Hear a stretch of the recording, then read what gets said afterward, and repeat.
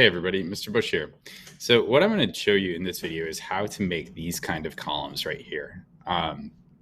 They're called Doric columns, and one of the things that you'll notice is that they have a slight kind of taper as they come to the top. That's something that, if I remember correctly from my reading, that's one of the things that the ancient Greeks came up with to make the columns look straight from a distance, which is kind of cool. They're called Doric columns, and I've done a quick Google search to give me some inspiration. But I'm kind of going to go off of, I like this design right here, or maybe this one right here. But you'll notice that these have that taper to them. If you want to get fancy and you can go with something like these little scrolls here, or maybe these leaves. It's up to you. But just give it a try, see what you can do. So what I'm going to do is I'm going to go ahead and create a new design. And this video is also going to show you a couple interesting things about tinkercad that will make your designing a lot easier. So what I'm going to do is I'm going to go ahead and start with the sphere right here. And I'm just going to stretch it quite a bit, because that's going to give me the shape that I'm looking for. So I'm actually going to cut this sphere off probably about right here, and then maybe about right here at the top, because I like that angle, that shape of the sphere is what I'm looking for. So what I'm going to do, I'm going to go ahead and grab this right here, this void space, or the hole as it's called. Pull it up to about, yeah, that's good, right here. And then I'm going to go ahead and chop off by grouping it. The group button is right here. So it's going to chop it off, and then I'm going to bring that back down. You'll notice that these numbers pop up in these boxes. Sometimes it's actually a lot easier, instead of actually, using the cone here to bring it down, use the box to then just type the number, because I want it to be 0 millimeters off the build plane, right there.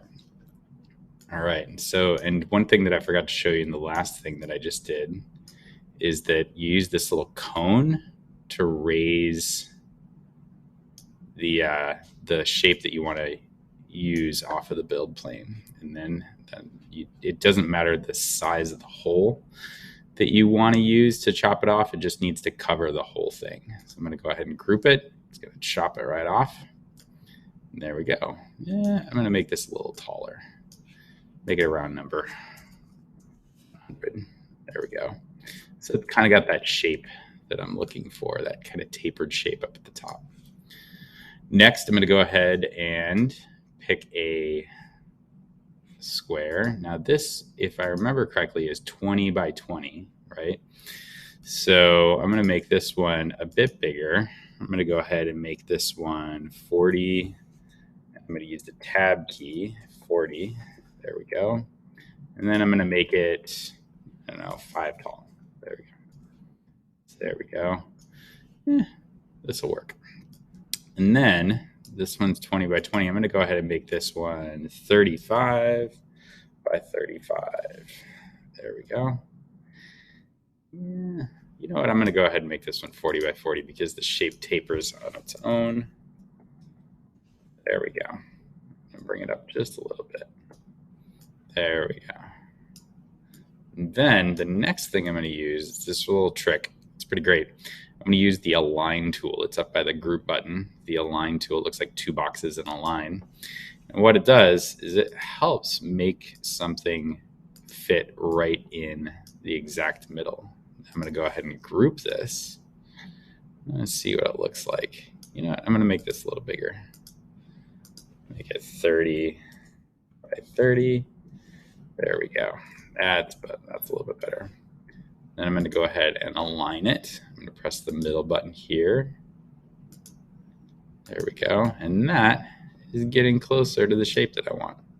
Now, before I group it, what I'm going to do is I'm going to duplicate that particular spot. Now, oops, I don't have them all selected. Still. There we go. Now I can tell it's just that one selected because the height is pretty low. And I'm going to use duplicate button, which is up here. You can also use Control D. And I'm going to do that. And then I'm going to mirror the shape up and down, just like that. There we go. What that did was it created a duplicate first, and then it created an exact copy. And then that's what's going to allow me to have all of those two shapes. So next, what I'm going to do is I'm going to use that align tool again. I'm going to bring that to the top, and then I'm going to group it. There we go. And then last but not least, I'm going to grab or use the align tool, make sure, yep, it's all at the bottom, and I could tell because it's grayed out. Use the group tool. It's all aligned and grouped. And now I have a column, which is great. This is exactly what I was looking for. So when you're making a design and you want to use multiple of the same copies, it's great. You can use the duplicate tool and then have multiple copies. Now this is aligned right here, which is kind of neat. This is a neat little trick. So it's aligned right here, and it's right to the side like I want it to be. What I'm going to go ahead and do is duplicate again, and then it actually makes another copy the same space away. So now another little trick. I'm going to group these, and now they're all one shape, which is pretty great. They're all one shape, even though they're the same, or they're spaced away. They'll move as one. And now I'm going to go ahead and duplicate that. And now I have 2 rows of columns. It's pretty great. I hope this was helpful, and I can't wait to see what you make. Have a great day.